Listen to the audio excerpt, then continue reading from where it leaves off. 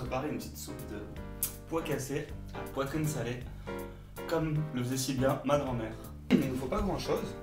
Il nous faut des pois cassés, de la poitrine salée, bien grasse comme ça, avec des petits morceaux de viande et du gras, parce que c'est une soupe qui est quand même assez gourmande. Elle est bien grasse normalement, avec le lard et tout ça. On peut prendre de la poitrine crue, celle-là elle est déjà cuite. Donc en fait, pour cuire la soupe, je vais utiliser le bouillon de volaille que je suis en train de faire maintenant. Voilà comment je vais procéder pour obtenir une carcasse de volaille à partir d'une volaille entière.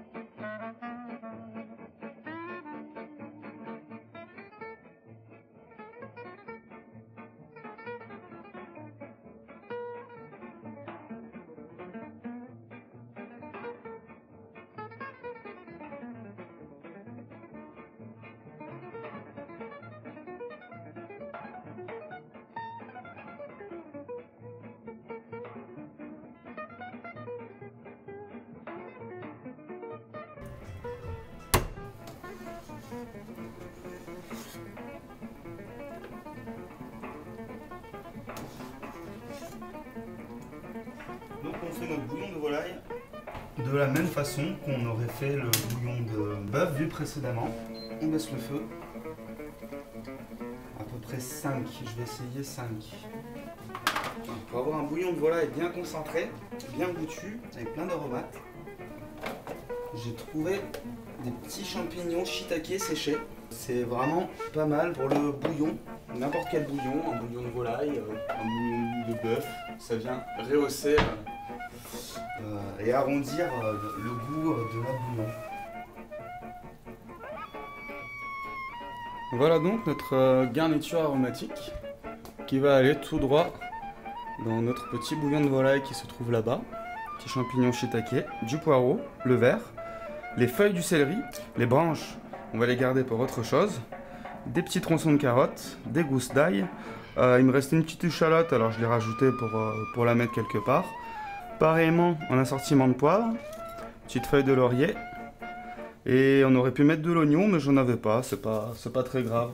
Ça, on va le mettre directement dans notre bouillon à cuire pendant au moins 1h30 d'après Escoffier. Alors Auguste Escoffier, si la cuisine était une religion, ça serait un peu notre pape, ou notre Jésus, ou notre Messie, ou quelque chose comme ça. Délicatement. Voilà, faut pas oublier de mettre un petit peu de sel pour favoriser l'échange de saveurs. Le plus important quand même, c'est notre bon petit bouillon de volaille qui va nous donner tout son goût pendant la cuisson des pois cassés. Après 1h30 de cuisson, on va passer le bouillon donc dans un autre récipient à l'aide d'un filtre. Voilà notre joli petit bouillon qu'on va passer dans notre petit filtre délicatement. Les éclaboussures, ça risque de brûler. Clac. On va laisser gentiment le tout s'égoutter pour pas perdre du précieux liquide. Vous voyez tout le gras qu'il y a au-dessus. Alors pour les gens qui veulent des plats un peu plus diététiques, on peut placer notre récipient au réfrigérateur pendant quelques heures.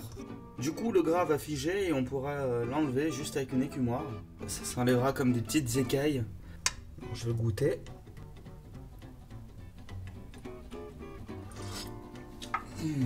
Il a un goût de tous les légumes, de la volaille et surtout des champignons, les petits shiitake que je vous ai montré tout à l'heure, qui donnent un goût super puissant.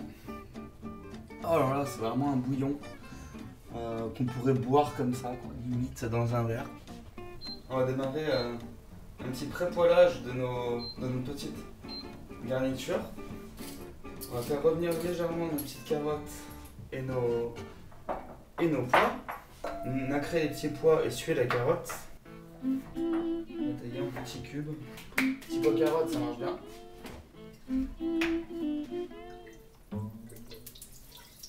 Hop là, on met de l'huile d'olive. Voilà, nos petits pois.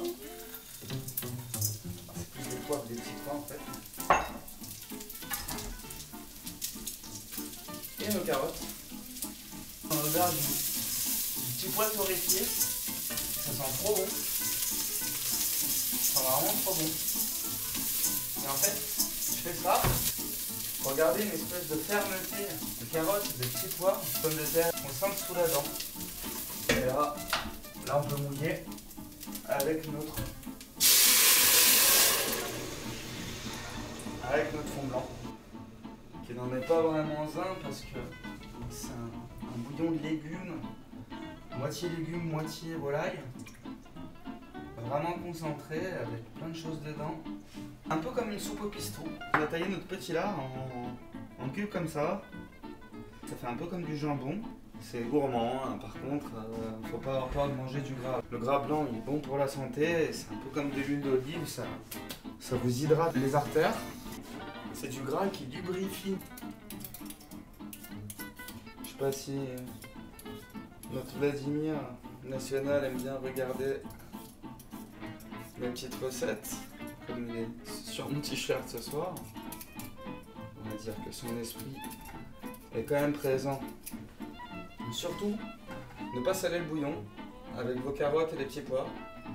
Tout ce qui est légumes secs, ça empêche la cuisson à vos haricots, de vos haricots, les pois, les haricots. Alors, les pois c'est un peu long à cuire. Laissez mijoter tout ça.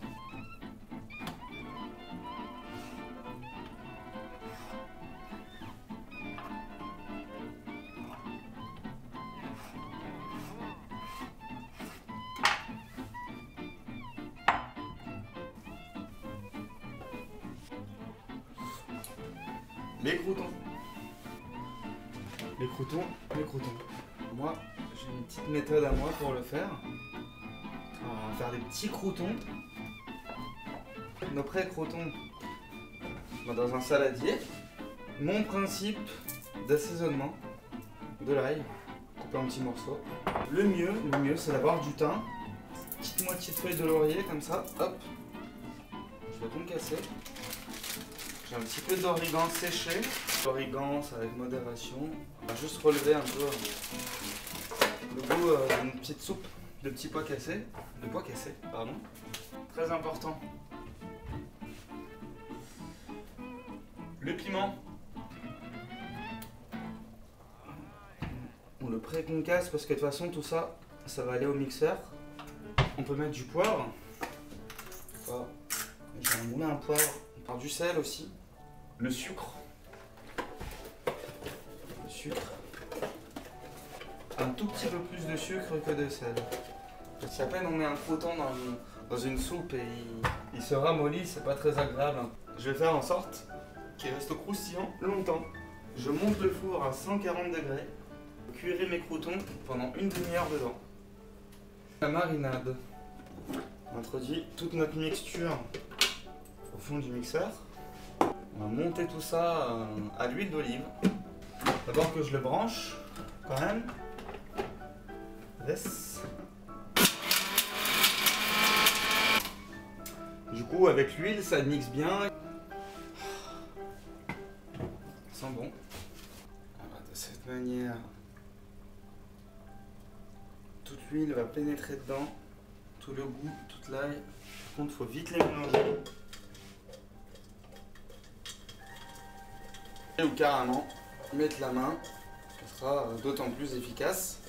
Ils sont bien lustrés, maintenant ils vont cuire. Le fait de mettre de l'huile à la cuisson, ça les hermétise un petit peu. Ils restent croustillants super longtemps. Voilà, nos pois sont cuits. Ils restent bien entiers comme ça, vu qu'on les a un petit peu pré-poêlés avant. Voilà, ils ont de la mâche, ils ont de la croque, ils sont dans leur bouillon. On va rajouter nos pommes de terre une fois égouttées. Et maintenant, on peut saler.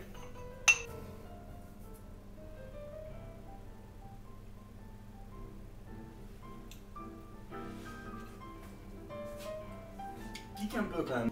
Pique un peu. Mais c'est bien, ça va juste. Dans une portion, on va en mettre 4-5 petits cubes. Épicés, condimentés. Un petit peu revisité quand même. On va laisser cuire les pommes de terre. Tranquillement. Mais c'est super bon. À peine on croque dans le pois, ils font en bouche. C'est vachement agréable. Un petit goût de reviens-y.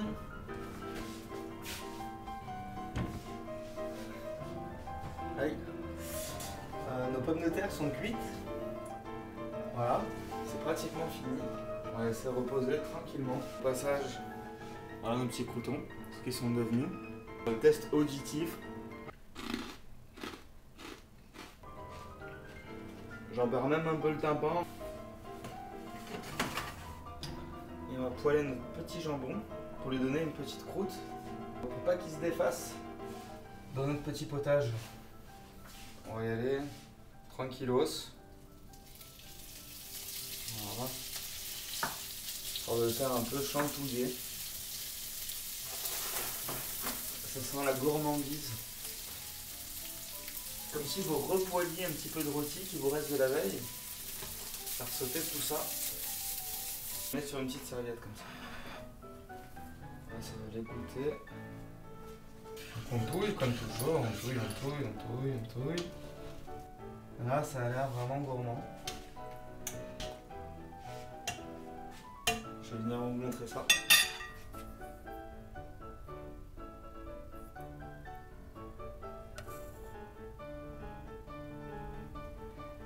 On aurait juste à la servir avec nos petits croûtons. Et on est bon.